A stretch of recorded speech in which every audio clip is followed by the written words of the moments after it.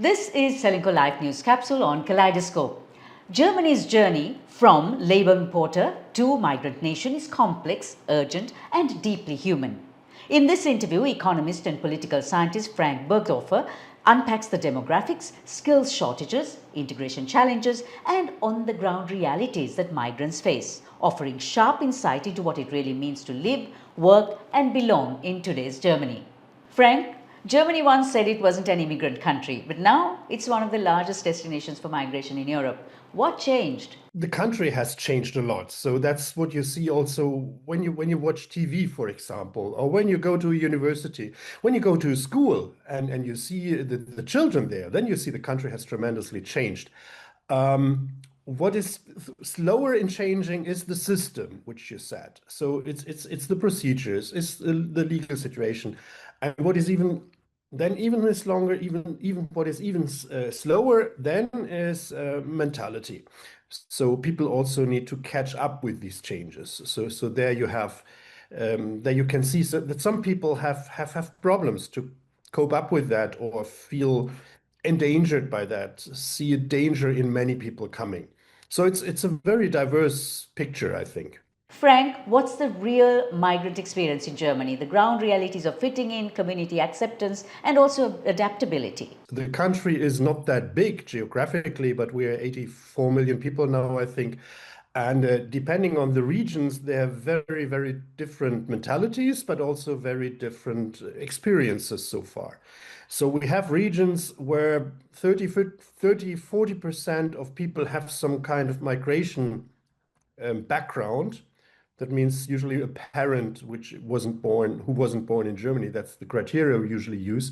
So really a big share of the people is there. Then it's pretty normal and people are used to it. And you have areas where you have hardly any immigration, and there the situation is completely different. So you also cannot generalize here easily. So skills are wanted, but at what cost? Are migrants set up to succeed or do they get stuck in sort of low wage, low mobility roles? The high skilled usually are easily absorbed if they have the papers, if they have the documentation, and if they speak the language. So these are preconditions. But usually there is if you come as a doctor, you usually find your way. If you come as an engineer, you usually manage in case you can demonstrate your qualification and you get into the system.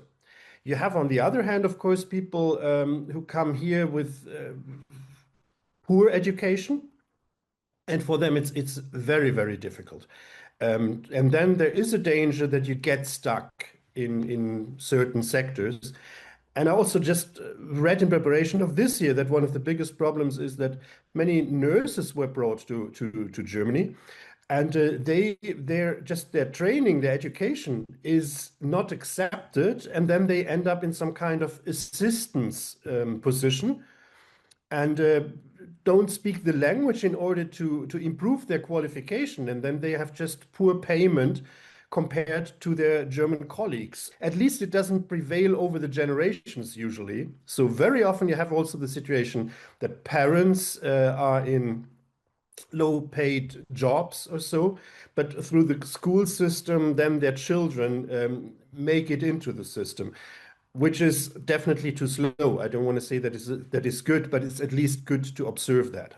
What should migrants realistically know before coming to Germany in terms of bureaucracy, recognition of qualifications, and also social integration? Paper is terribly important here. Then also in translation, in some official translation that you can show uh, where did you get your school education, what kind of professional training what did you do at university, where did you work, what did your employers think about your work. Such things help a lot. And the second thing is really language is an issue. So if possible, to be prepared for that. If you those in the sector for high skilled people, that's usually also accepted that people speak English because also their colleagues speak English, and it's normal. And in cities or in industrial centers, you usually survive perfectly in Germany in English. But if you are in other areas, if you're in rural areas, if you are in if you're working in a hospital as a nurse and you don't speak English, you won't get integrated. It just doesn't help.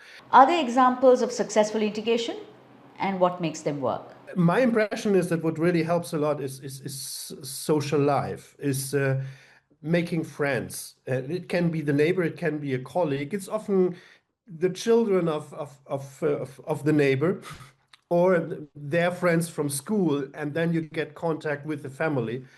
And then you go to some, when you like table tennis or football, if you enter that world there and you meet people who have similar hobbies or like similar things, there I think it's most easily. The trap is if you stick with in migrant communities and if you spend your time with the people from your home country and share your language there and share your experience, then it is very hard to get integrated.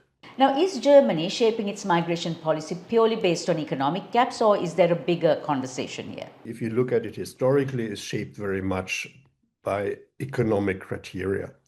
So whenever we had the influx of people, whenever we welcomed migrants, it was just for egoism, for economic reasons. It was after the Second World War when also many men were missing and the economy was flourishing. We called to Germany Italian, Spanish, Greek, those who were around and who had economical problems. That was the first wave. Later, it were the Turkish then. But it's usually driven by this process. And even today, we are calling for people because we need them for the tourism sector, for the health sector, and because we need the high skilled ones for engineering, for IT, for artificial intelligence and that like. So just to be honest, it's driven economically. It's a little bit different in another sector because of the European Union.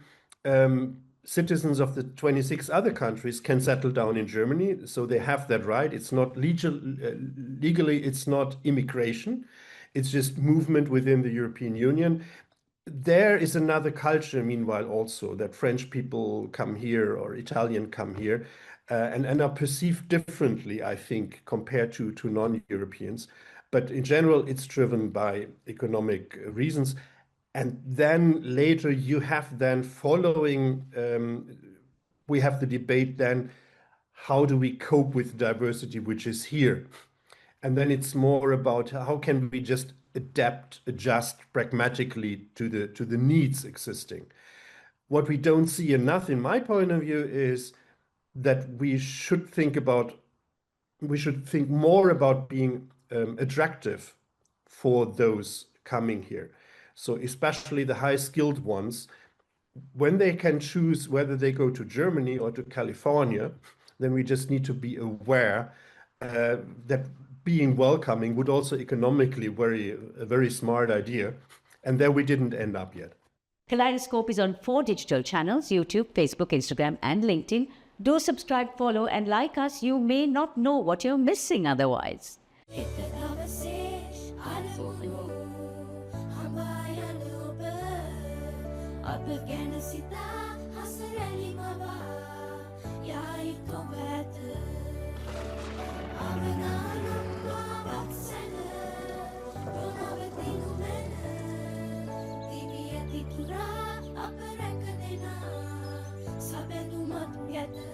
You focus on your goals. We will take care of the risks. Silico Life.